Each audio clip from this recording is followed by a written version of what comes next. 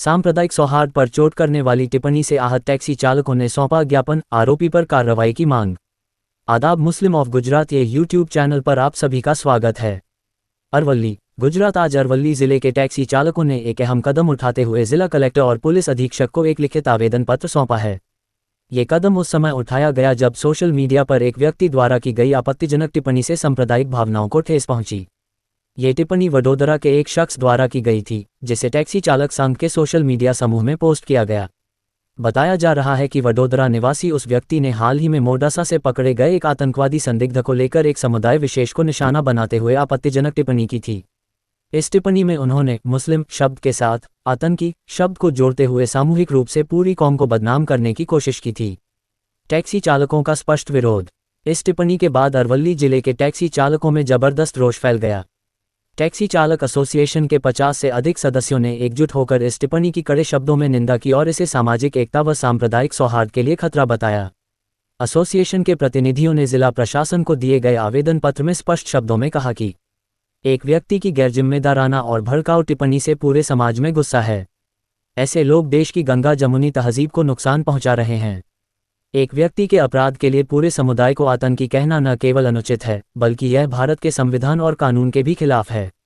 सख्त कार्रवाई की मांग। ज्ञापन में ये भी मांग की गई कि इस प्रकार की टिप्पणी करने वाले व्यक्ति के खिलाफ तत्काल साइबर क्राइम एक्ट और आईपीसी की धाराओं के तहत सख्त कानूनी कार्रवाई की जाए।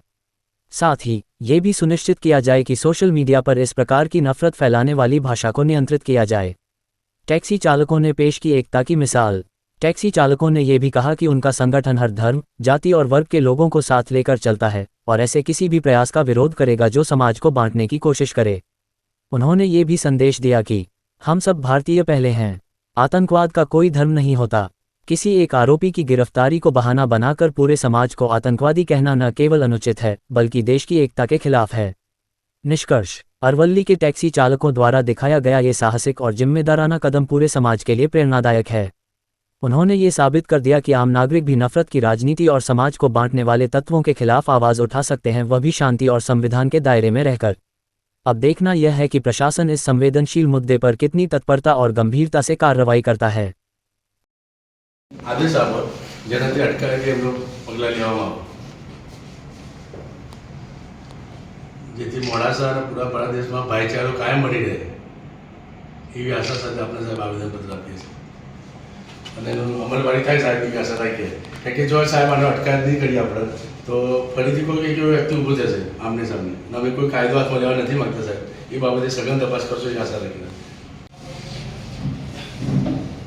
મોડાસા હું પહેલાં મારું નામ આપું સોયબેન રહેતા મોડાસા નગરપાલિકા વિપક્ષ નેતા અને હું પોતે કોર્પોરેટર વોર્ડ નંબર 8 મોડાસા નગરના ટેક્સી એસોસિએશનવાળા સાહેબ જેના અંદર 400થી વધુ લોકો ટેક્સી એસોસિએશનમાં જોડાયેલા છે, જેમાં ભાઈબંધ કોમના અને મુસ્લિમ સમાજના દરેક કોમના લોકો મળીને એક ધંધો રોજગાર કરતા હોય છે। એવા સમયે અમને એક ગ્રુપ પણ છે જેના અંદર દરેક લોકો અંદર ટેક્સી એસોસિએશન ચાલુ છે।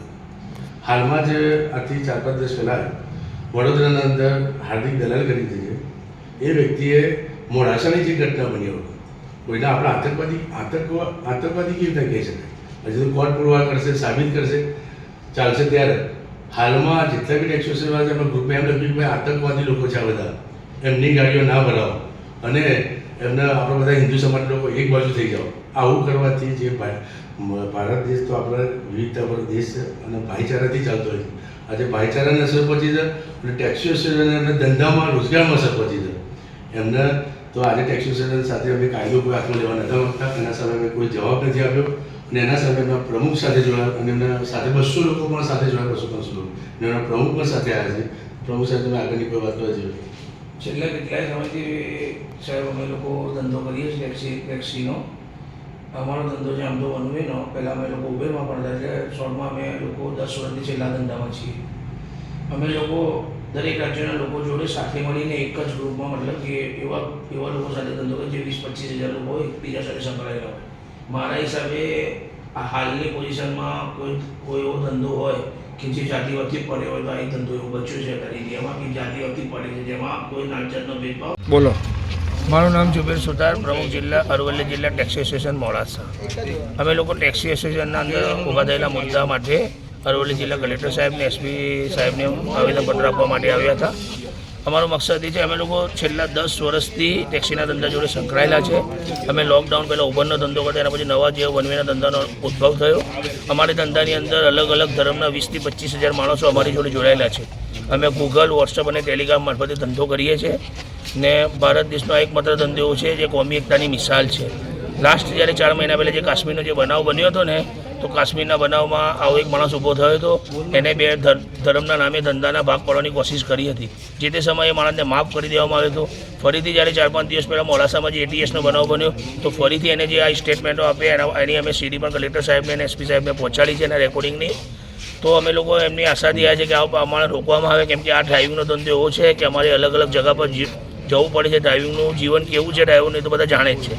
એનાથી અમારે લોકોને એકબીજાની જરૂર પડતી હોય છે. જો આવા તત્વોને નહીં રોકવામાં આવે તો આ એક એવો ધંધો છે જે નાતજાતની ભેદભાવ વગર થાય છે. એવા ધંધામાં પણ કોમી એકતા દોડવાઈ જશે. આવા માણસો સામે કાયદેસરના પગલાં લેવામાં આવે, અમે એવી આશાથી કલેક્ટર સાહેબને નિવેદન આપ્યું છે, એસપી સાહેબને બંનેને. હું સોહેબ જત્રા, દાદાભાઈ વાયમેન, કોર્પોરેટર, સામાજિક કાર્યકર.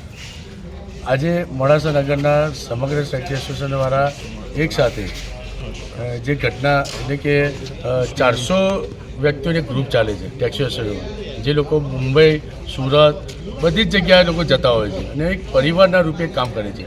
આ ગ્રુપના અંદર ભાઈબંધ કોમના અને મુસ્લિમ સમાજના દરેક સમાજના સમુદાયના લોકો સાથે રહીને આ ટેક્સી એસોસિએશન એક પરિવારના રૂપે એક ધંધો કરી રહ્યા છે.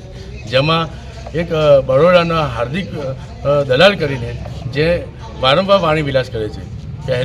પહેલગામની જે ઘટના કરી એ વખત પણ આવી ગ્રુપના અંદર કોમેન્ટો કરી અને વાણી વિલાસ કર્યો. જે વખતે જે તે સમયે માફીપત્ર પણ લખવામાં આવ્યો. ત્યારબાદ એને અટકાયું ના, જેના કારણે આજે ફરીથી આજથી 4-5 દિવસ પહેલાં ફરીથી ગ્રુપોના અંદર એને જે મોડાસામાં જે ઘટના બની ATSની, એ ATSને એક વ્યક્તિને સમગ્ર મોડાસા મુસ્લિમ સમાજ સાથે સરખાવીને અને બધાને આતંકવાદી શબ્દ ઉચ્ચારણ કર્યું, જેનાથી ખૂબ જ સમગ્ર ટેક્સોમાં દુઃખની લાગણી અનુભવી છે.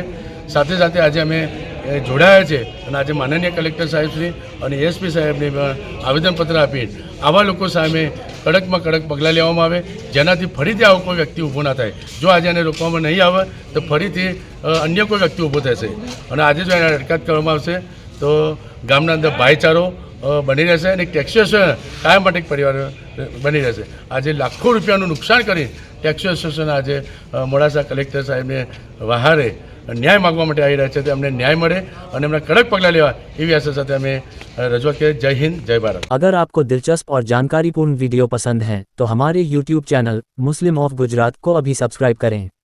वीडियो को लाइक करें और ज़्यादा से ज़्यादा शेयर करें ताकि हमारा संदेश दूर दूर तक पहुँचे। आपका सपोर्ट हमारे लिए बहुत मायने रखता है। शुक्रिया।